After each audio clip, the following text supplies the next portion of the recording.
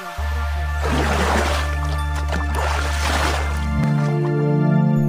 bosku, selamat malam, kembali lagi di channel Infonika. Untuk kali ini saya akan berbagi cara merakit sebuah PSU, power supply untuk power amplifier ataupun untuk keperluan lainnya. Di sini saya sudah sediakan beberapa komponen yang setelah saya rakit saya susun sedemikian rupa. Di sini untuk video ini saya akan merakit sebuah SMPS yang berjenis atau topologi HB yang biasa disebut dengan topologi half bridge ya. Jadi topologi ini untuk daya menengah, bisa juga untuk daya besar, tergantung daripada kita menyusun komponen ya. Komponen yang makin bagus, MOSFET makin banyak, artinya dayanya makin besar. Ya di sini semuanya harus saling mendukung ya. Di sini udah beberapa komponen yang sudah saya rakit, saya susun di sini ya. Tetapi sini di video ini saya tidak akan bahas untuk pada komponen ini ya. Tetapi saya akan bahas bagaimana cara kerja dari komponen yang sudah saya susun tersebut. Jadi cara kerja SMPS itu seperti apa, diagramnya seperti apa, kemudian untuk skema juga belum ya, karena skema nanti akan saya bahas satu persatu bagian. Nah, jadi bagian apa saja yang tersusun ya di sebuah SMPS HB. Nah, kenapa saya sarankan untuk merakit SMPS sendiri atau belajar ya, karena di masa sekarang itu ya trafo konvensional atau trafo inti besi itu harganya lumayan tinggi dan tentunya banyaknya kualitas-kualitas yang kadang ada yang murni ada yang enggak ya. Jadi kalau kita bisa merakit power supply sendiri, kita bisa menghemat biaya atau budget. Yang kedua, kita bisa lebih merasa bangga ya, kita merakit PSU sendiri, karya kita sendiri, kemudian kita gunakan, ya kita pastinya senang ya, daripada kita membeli sebuah produk. Nanti kalau untuk keuntungan yang ketiga, kalau kita menggunakan SMPS, kita udah paham cara kerjanya, kemudian SMPS yang kita gunakan tersebut rusak ya. Jadi apabila SMPS-nya rusak atau power supply-nya rusak, kita bisa memperbaikinya sendiri. Nah, itulah 3 poin penting dari belajar merakit sebuah power supply SMPS atau switching ini. Nah, ini juga merupakan apa ya, power supply jenis atau jenis catu daya yang sudah modern, sedangkan trafo konvensional itu masih zaman dulu ya, atau lebih konvensional lah, maksudnya untuk bahan-bahannya masih standar, belum menggunakan komponen aktif seperti pada SMPS ini. Nah, di sini saya akan bahas beberapa diagramnya dulu. Untuk diagram ya, bisa kalian lihat di coretan-coretan di sini ya. Saya akan coba menjelaskan ya sedikit rangkaiannya. Untuk yang pertama ya, kita dalam merakit sebuah SMPS itu ada namanya rangkaian filter. Jadi rangkaian filter untuk dari PLN menuju ke SMPS itu ada namanya filter AC DC ya. Yang pertama itu filter AC to AC ya. Jadi filter AC to AC itu seperti ini ya, dari AC PLN luarnya juga AC ya, dalam bentuk ini EMI filter ya. Kalau biasanya di SMPS itu EMI filter namanya, seperti ini ya, sudah saya rakit.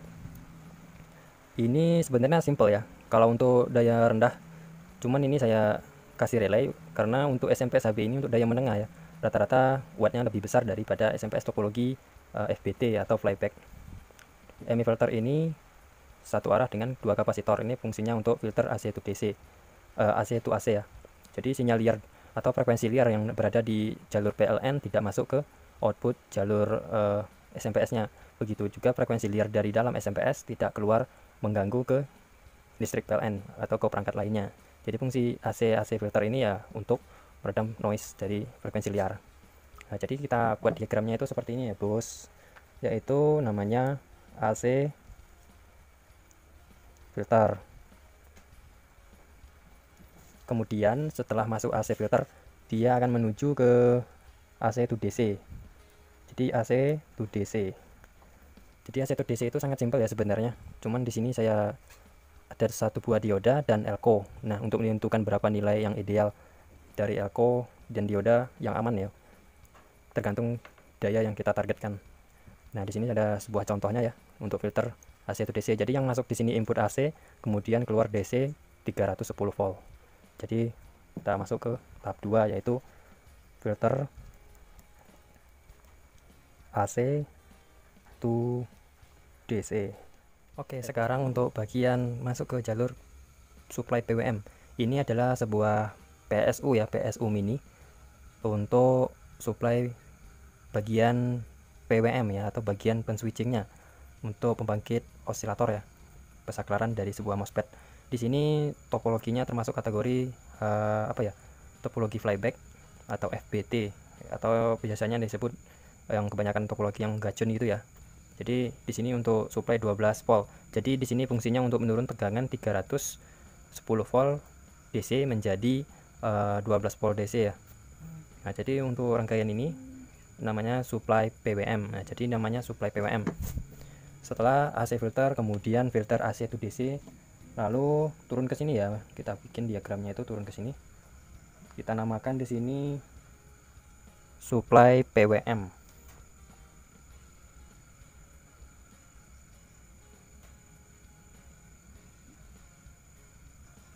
Oke, supply PWM 12 volt.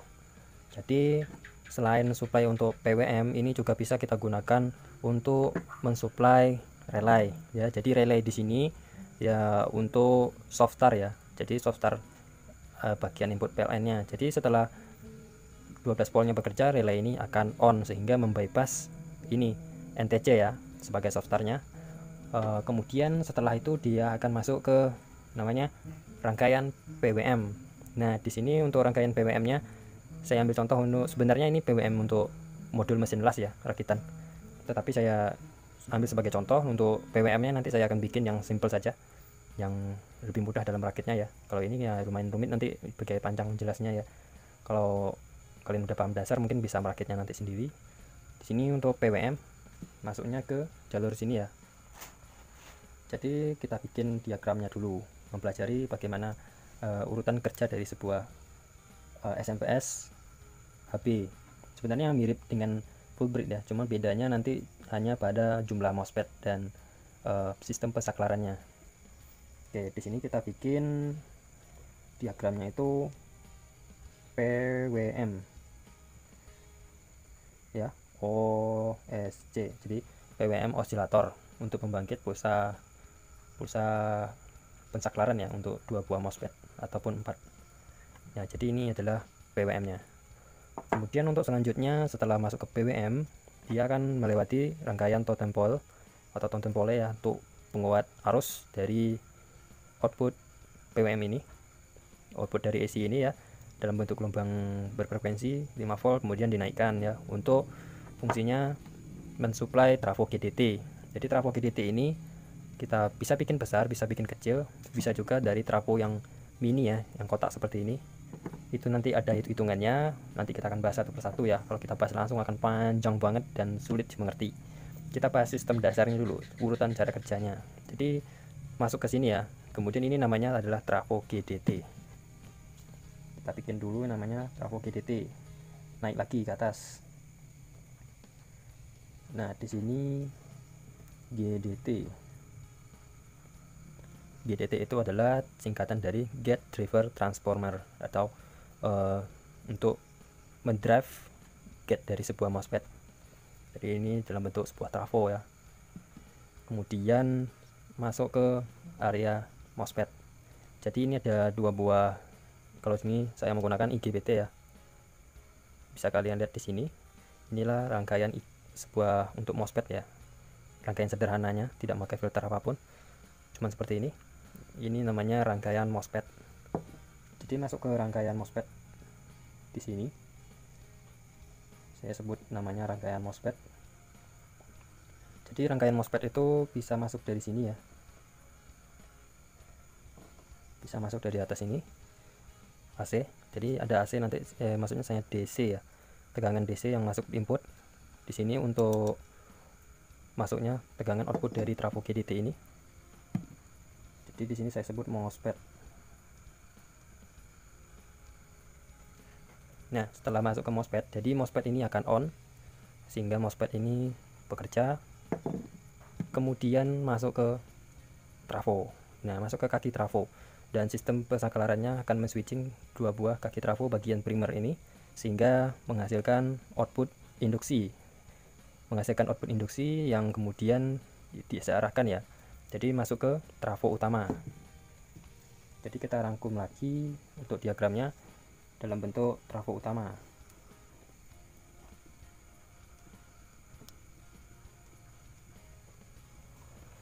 Oke bosku, ini MOSFET, ini GDT ya.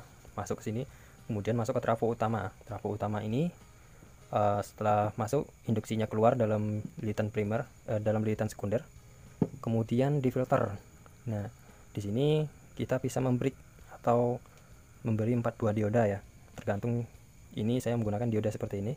Diodanya bebas, yang penting jenis ultra fast atau frekuensi tinggi. Jangan menggunakan dioda biasa atau dari frekuensi rendah, itu nanti akan short. Oke, rangkaiannya seperti ini. Sebenarnya di sini ada elko 2 buah, 4700 ataupun 2200 mikrofarad, dan 80 volt bisa 100 volt, bebas ya, tergantung berapa kita target output di sini. Yang makin besar tegangan, otomatis dimensinya elko-nya makin besar. Itu aja. Jadi masuk ke rangkaian apa namanya itu? Rangkaian filter AC to DC. Jadi saya sebut di sini adalah rangkaian penyiar.